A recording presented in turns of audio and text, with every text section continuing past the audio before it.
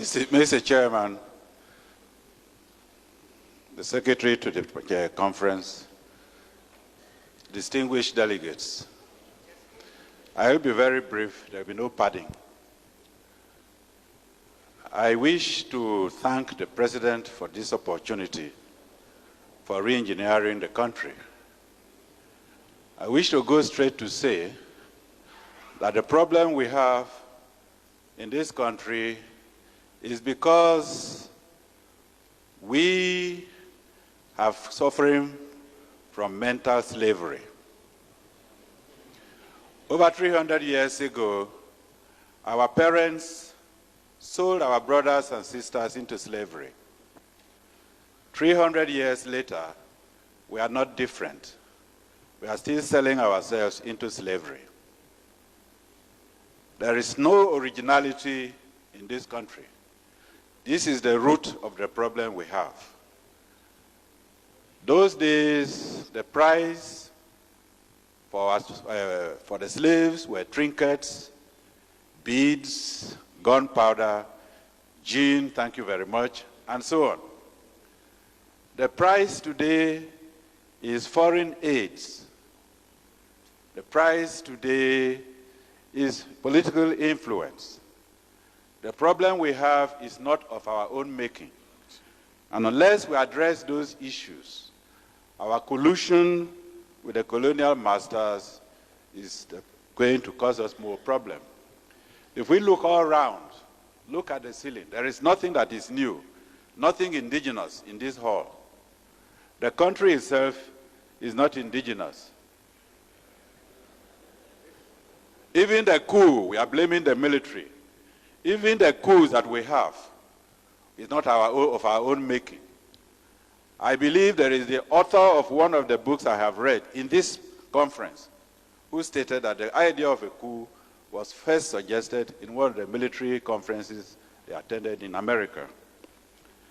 I will go straight to read, with your permission, Mr. Chairman, what the respected Alhaji Shehu Shagari has put in his book.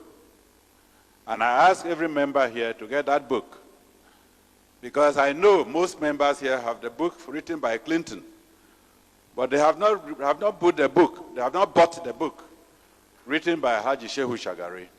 And I'm going to quote what he has written. Quote, I was particularly struck by a conversation I had with a Greek professor attached to an international agency in Geneva.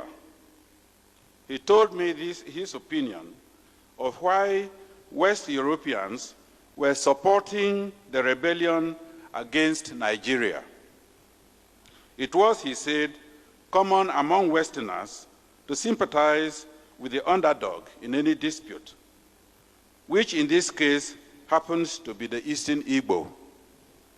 But what was even more important to the West was that Nigeria was a potential rival power in Africa, a force which had to be checked before it becomes a threat to Western European interests on the continent.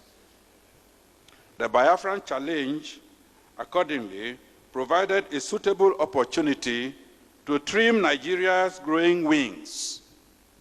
He said that according to certain estimates, Nigeria was sitting on a keg of oil, which, given a suitable condition, would make it so rich in just 10 years, that is by 1978, that Nigeria would not require any aid from Europe. Indeed, Nigeria would be in a position to assist other African countries, especially the poorer ones, and thus undermine an important basis on which European influence was exercised over them. I underline that.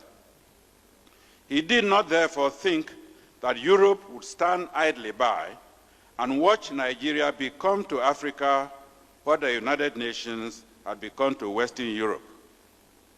The rebel enclave, on the other hand, could be encouraged to become a rich but small and manageable African country which will still be dependent on the West, just as some small oil-rich Arab countries have been. Finally, he assured me that whatever happened in the future, the West would never allow Nigeria to develop to a position where its wealth and power would threaten West European interests in Africa. Mr. Chairman, I don't need any comment. Thank you very much. Thank you.